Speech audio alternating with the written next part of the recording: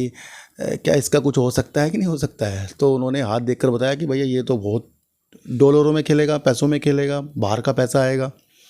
अब हमारे घर वाले इसको मजाक समझ गए हैं और मैं खुद मजाक समझ रहा हूँ। नहीं भैया, मैं तो कुछ करता ही नहीं हूँ, ये क्या। नमस्कार, आप देख रहे हैं डीप सर्च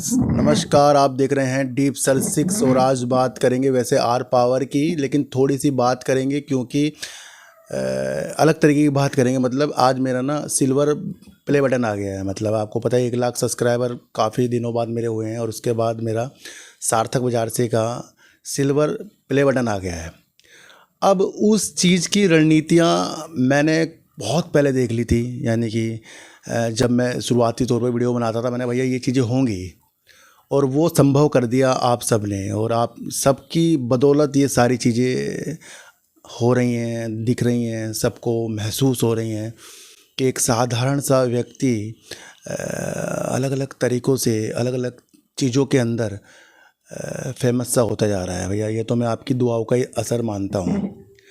देखो सर, थोड़ी सी एक कहानी आपको बताना चाहूँगा, आप इसे दिल से सुनना, क्योंकि आज वो कहानी मैंने अपनी मम्मी को फिर से याद दिलाई और उसकी थोड़ी वीडियो भी बनाई। जब मैं 10 या 11 साल का होऊंगा तो मेरा पढ़ाई में मन नहीं करता था, मेरा अलग अलग चीज़ों में मन करता था, कुछ अलग चीज़ें खोजना, कहीं जंगलों की तरफ जाना, ऐसा मेरा अलग से मन करता था कि भैया ये भगवान है तो क्यों है, ये सारी चीज़ें क्यों हैं, इस तरीके का मेरा मन था। पढ़ने में बिल्कुल मेरा मन नहीं लगता था। बड़ी मुश्किल से फिर चीज़ों के साथ पढ़ाई भी कर ली। फिर मेरे घर वाले बड़ी टेंशन में, तो हमारे घर में एक पंडित जी आते थे, वो थोड़े दूर के पंडित जी थे और वो तब आते थे जब कुछ ना कुछ हमारे घर में कुछ फंक्शन होता था, या फिर जैसे दिवाली के 1-2 दिन पहले आते थे, या फिर कभी भी कोई त्यौहार के 1-2 दिन पहले आते थे वो। तो एक दिन मम्मी ने उनसे पूछा और कहा कि क्या इसका कुछ हो सकता है कि नहीं हो सकता है? तो उन्होंने हाथ देखकर बताया कि भैया ये तो बहुत डॉलरों में खेलेगा, पैसों में खेलेगा, बाहर का पैसा आएगा। अब हमारे घर वाले इसको मजाक समझ गए हैं और मैं खुद मजाक समझ रहा हूँ। नहीं भैया, मैं तो कुछ करता ही नहीं, ये कैसी चीज़ें हो जाएंगी मेरे साथ। तो वो भाई उनकी बात सुन ली, फिर भी वो कहते रहे कि नहीं कुछ ना कुछ होगा। अब तो वो इस दुनिया में नहीं है, होते तो ज़्यादा अच्छा होता। लेकिन मैं आपको एक चीज़ बताऊँ भैया, 20 साल बीत गए, 25 साल बीत गए, 30 साल बीत गए और मैं वही अपनी ज़िंदगी, आपको पता है मैंने क्या क्या संघर्ष भी किए हैं। 35 साल तक संघर्ष करता रहा मैं, फिर वो भी बीत गए। 36 साल, 37 साल। अब यूट्यूब शुरू होने से पहले पहले जब मैंने करियर स्टार्ट किया शेयर बाज़ार में, 2020 की बात बता रहा हूँ मैं, फिर कुछ ऐसी चीज़ जागी जहाँ से एक राह दिखी शेयर बाज़ार की, और उस शेयर बाज़ार को मैंने इस नीयत के साथ करा कि भैया किसी का नुकसान नहीं होने देने का।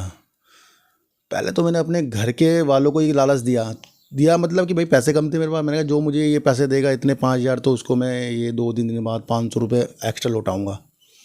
मैंने कह तो दिया, मैंने कहा भैया नहीं भी हो तो मैं कहीं ना कहीं से करके दे ही दूँगा।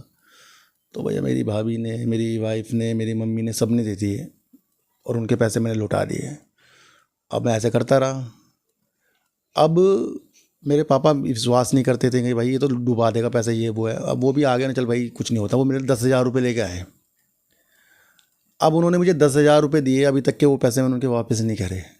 सबके कर दिए मैंने, अपने पापा के पैसे वापस नहीं करे, अभी भी हैं वो सब, है ना। तो इससे हमारी जर्नी स्टार्ट हो गई। पर बात आ रही थी उन पंडित जी की, उन्होंने पंडित जी ने जो हमें बताया था कि पैसा बाहर का आएगा, वो कैसे आएगा। ये हमारा यूट्यूब प्ले बटन, और एक पंडित ने मुझे कहा था कि ये ना बड़े होके डॉलरों में खेलेगा। अब हमारे घर वाले कह रहे यार ले 10 साल की उम्र में कहाँ डॉलरों में खेलेगा। 10 साल बीत गए, 20 साल बीत गए, 30 साल बीत गए, 35 साल बीत गए, डॉलरों की शक्ल नहीं देखी मम्मी हमने। फिर अचानक चमत्कार हुआ, तो अब हम डॉलरों में खेल रहे हैं। पंडित जी की बात सही तो हो गई हमारी ना, बहुत बड़े पंडित जी थे हमारे वो। अभी भी मैं याद करता हूँ उन पंडित जी को जिन्होंने मेरी भविष्यवाणी कर दी थी, लेकिन बेचारे अब है नहीं ना। हैं अब तो नहीं है। क्या कहा था उन्होंने, क्या कहा था बताओ। ये कहा था तुम्हारा बच्चा डॉलर में खेलेगा, और तुम्हें हमने यकीन नहीं करा उस टाइम। हमने यकीन ही नहीं करा, धन मिलेगा इसे। हाँ तो हमने यकीन नहीं किया था, लेकिन फिर भी कुछ बात चीज़ें सत्य हो जाती हैं भैया। ये जो होते हैं ना ज्योतिषी, न्यूमरोलॉजी वाले सही बताते हैं। ये सही जन्म पत्री हो, तिथि सही जन्म तिथि हो, जन्म पत्री हो, तो भैया सब कुछ सब पता लग सकता है। तो ये देखो भगवान की दुआ है हमारे। जय श्री राम। तो भैया वो आया है अब यूट्यूब के माध्यम से, और मैं आपको एक चीज़ बता दूं कि मैं तो दूसरे महीने से ही मेरे यूट्यूब से पैसे आने शुरू हो गए थे। पैसे आते हैं डॉलर में, मैं आपको बताऊं। तो मैं तो चाहूँगा कि आप सब भी यूट्यूब में कुछ ना कुछ अलग ढंग से करें, कुछ ना कुछ चीज़ें करें, जो आपको आता हो उस चीज़ में लग जाएं, कॉपी ना करें, मतलब अपनी धुन अलग निकालें। देखो मैंने किसी को कॉपी नहीं करा, मैंने समझने में चीज़ें लगाई हैं कि भैया शेयर में न्यूज़ आ रही है, उसका इफेक्ट क्या हो रहा है, साइकोलॉजी क्या हो रहा है, मैनेजमेंट कोई हमें बता रहा है तो भैया उसके अंदर क्या साइकोलॉजी भापी जाएंगी, न्यूज़ अच्छी आ रही तो उसमें क्या रणनीतियाँ हो सकती है, लॉस प्रॉफिट कब ये चीज़ें कर सकते हैं हम। तो मैंने वो चीज़ को सच्चे दिल से आपको समझाया है। तो आज मैं याद करता हूँ उसी पल को, आप वीडियो भी देख लेना ये, तो ये कैसे हुआ संभव कि किसी ने मुझे इतने साल पहले ये बता दिया था। और उसके बाद मैं फिर ईमानदारी बरतता गया। मैंने आज तक किसी के साथ ऐसा नहीं किया कि भैया किसी को मैंने इसलिए अपना बटन ज्वाइन करा रखा हो, मैं उनको बहुत कुछ बता दूंगा, ये कर दूंगा। भैया मैं तो पिक्चर क्रिएट कर देता हूँ और उस पिक्चर को आपको समझना पड़ेगा। तो ये संघर्ष था हमारे जीवन का, और वो बात सत्य हो गई जो आज से 30 साल पहले की गई थी। वो चीज़ें सत्य हो गई कि भैया हाँ, अब मेरी मम्मी कह रही है भैया ये चीज़ थी वो डॉलर वाली। तो ये यूट्यूब से आया ना सर। तो मैं भी चाहता हूँ कि आप इस वीडियो से कुछ सीखें, ये सच्ची चीज़ें बताता हूँ मैं, झूठ आपसे कुछ भी नहीं बोलता, मैं आपको बता दूँ, है ना। तो आज भगवान ने हमें अच्छे मुकाम पर लाया है, वो आपके बदौलत है। तो ये चीज़ें आपको बता दूँ सर। देखो आर पावर की चीज़ों को आप समझना, बीच में अनिल अंबानी के ऊपर मार्केट से निकलने वाली चीज़ें भी आई, भैया बैन कर दिया जाएगा, वो हो जाएगा, उसने शेयरों को गिर भी दिया। फिर उसके बाद भी आज 52 सप्ताहों के हाई पर 40 रुपये करीब का आपको आर पावर देखने को मिला। ये रणनीतियाँ तब मैंने आपको बता दी थी जब आर पावर और रिलायंस इंफ्रा पर मैंने संडे के दिन आपके लिए वीडियो बनाई और बताया था कि भैया 23 सितंबर को, अपने दूसरे चैनल पर बताया था कि 23 सितंबर को इनकी मीटिंग होने वाली है। वहाँ पर ये दीर्घकालीन यानी लंबे समय के फंड जुटाने के लिए चीज़ें करेंगे, है ना।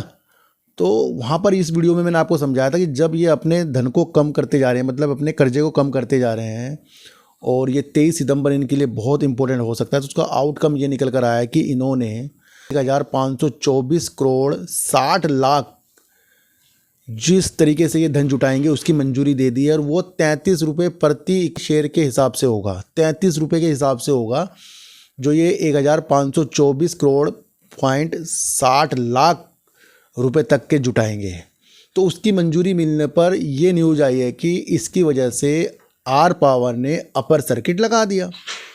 अब आर पावर अगर धन जुटाएगा तो वो अपनी नीतियों को अच्छा करने के लिए जुटाएगा। तो ये दीर्घकालीन तो वैसे ही जुटा रहा है, और ये न्यूज़ हमारे लिए लंबे समय के लिए होल्ड करने वाली बन जाती है। 1-2 दिन जो भी चीज़ें होती हैं वो तो भैया न्यूज़ के बेस पे हो जाती हैं।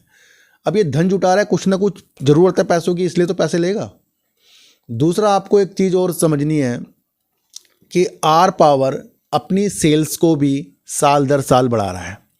करीब इस बार इसने 1992 करोड़ की जो सेल्स की, जो साल दर साल बढ़ी है। फिर इन्होंने अपने लॉस को भी कम कर दिया है। तो ये भी आप समझना, है ना।